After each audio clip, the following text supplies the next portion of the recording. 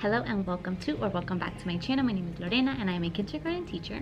And in today's video, I'm going to be sharing with you some ocean activities that you can do with your students that I've done this week with my own kids, my students that is, which includes some of the things that I've done in previous years. So the first activity is sand writing. And just like the name it says, we're going to be using sand to form words. You can also do this to form numbers, vocabulary words, and all those fun things. So let me show you what it looks like.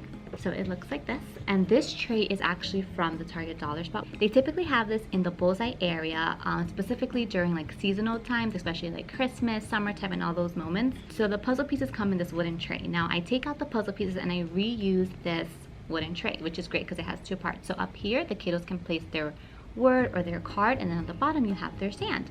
And what they can use, and there's so many things that they can use, but something easy to use is just one of these paintbrushes, the watercolor ones, and they can either use the back side to form the words or the brush side. Now you can also hide ocean animals in here and they can find it and then they can write it down on another sheet of paper what it is. If you hide an animal into here, then they have to dig for it. So they'll search for it. And then once they find it, they'll have to write down what it is that they found using inventive spelling, or if you provide them with some sort of vocabulary guide, they can definitely do this way. The next activity is an ocean animal hunt, which I love to do. I did it with insects and I also did it with ocean animals.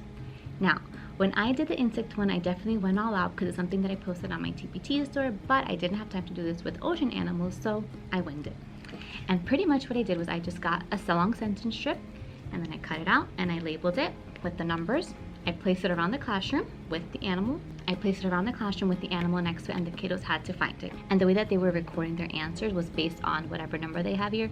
This way they were able to see which numbers they were missing, and it wasn't just them writing and possibly repeating the same animal over and over again. So having the numbers as guides was very helpful. So another activity you guys can do with your kiddos is painting on aluminum foil. I did this with my students and they absolutely love it. This is the 5th year that I've done this activity, and every single year it is a hit. I think that they love the novelty of it and just that it's something new that's different from paper. So pretty much what the kiddos are doing is they are given paint and they're able to freely create their own version of what the ocean looks like and what animals are within the ocean environment. Another fun way to infuse addition and subtraction with the ocean theme is to find things on Pinterest. And I did just that. So I actually found this math center idea, which is called Roll It and Write It. And pretty much what the kids are doing is they are rolling the dice and they're creating their own subtraction or addition sentence. And then this space here allows for them to, one, draw the ocean animals, or if you have counters, you can definitely use that. I found some super cute pony beads in Michaels. So these are technically used for like bracelets and stuff, but they can definitely be used as manipulatives, and I'll try to link them below as well, but they're just manipulatives like this. And pretty much what the kiddos are doing is they are placing it on their sheet. They place the manipulatives on their sheet, and this is how they solve the problem. Another super quick activity that you can do is if you have shells, or if you go to your local dollar store and find shells, they usually sell this in places like Michael's, dollar stores, anywhere where they sell like home decor.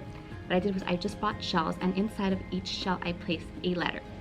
And you can either do the whole alphabet, or maybe you can just make specific letters if you want them to create specific words. So for example, this week we're learning the word she and he. So I made sure that my letters had the letters that were in those words. And if you're using a sand tray, you can definitely put these letters on the sand tray. That way you can use them interchangeably.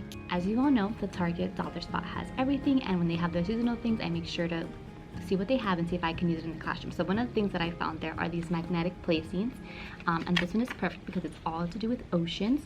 So what I do with this is I allow the students to use this on a cookie pan. I allow the kids to use this on a cookie pan sheet, and then they're able to write sentences that reflect the magnets and maybe the scenery that they created in the background for it. So pretty much you allow your kiddos to pick whatever objects they want to use. Once they've picked it, once they've developed a sentence or some sort of story, they can place it on the cookie tray, and then they can write a sentence about it directly on the cookie tray. So even if you're unable to find this in the Target Dollar Spot, any magnets related to any theme would be great, and it's something that you can keep using over and over with any theme or any topic. So think about magnets as a resource for learning. So other classroom staples as far as thematic things are write the room, count the room, and even riddles that have to do with the theme or the topic that you're learning about. I'm going to link a few of them below that I have used in my classroom, and these are just extra activities that you can do as time fillers or even plan them as center activities. Also, I have been using boom cards, and while you can assign it individually to the kiddos, I have been using it for whole group virtual lessons, and I found one that was a completely free Who Am I Ocean theme. So pretty much what I did was I pulled it up, I read the clues to the kiddos, and they were able to tell me who they thought it was, what animal was being talked about.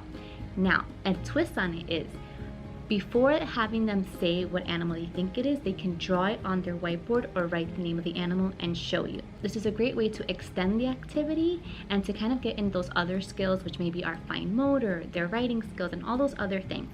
So if you are doing this, consider adapting it a bit and adding a different element in there, which is having them show you before they say it as a whole group.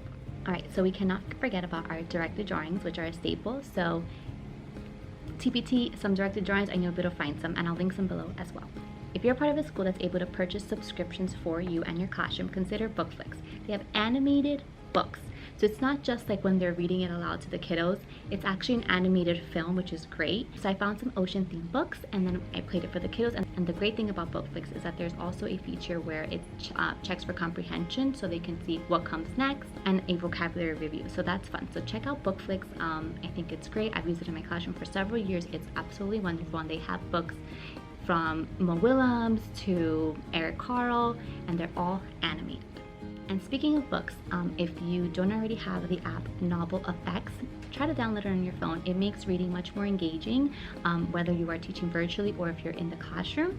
They have so many books online, and pretty much what it does is it adds sound effects to your reading. Somehow, some way, it tracks your voice and then it associates it with the sound that matches what's going on in the book. So my last ocean activity, which is more for the kiddos, is changing the backgrounds to an ocean themed background. I did this with my students and they had so much fun, and then they pretended to be an animal in their background. So for example, if they were at the beach or if they picked the water one, they had to pretend to be an animal in that setting that was obviously an ocean animal. So that was a lot of fun. It kind of helped them with their oral language skills, and they were laughing, they were super engaged. So try that out. And even if you're doing any other theme, like even space or dinosaurs, you can find the background that fits the theme and they'll have so much fun with it. So that's it for this week's super quick video about ocean themed activities, and there are plenty more activities I'm sure online, but these are some of the ones that I've been doing this week and I wanted to share that with you. So I hope you enjoyed this video and were able to take away some ideas that maybe you can implement into your classroom. And until next time, I will see you all soon. Stay safe and happy learning. Bye. I've been feeling so small. Watch the clock ticking off the wall, but tonight I'm letting it go. Spend my coin for sure. I'm gonna be myself, or I could be someone else. No one's stopping me now. I'm gonna skip my breaks, I'm gonna make mistakes. I just wanna feel alive. It's just what I do when I'm out, so try not to hold me down. Feel alive when I'm in this town. Look at these beautiful stars, I wanna drive a faster car.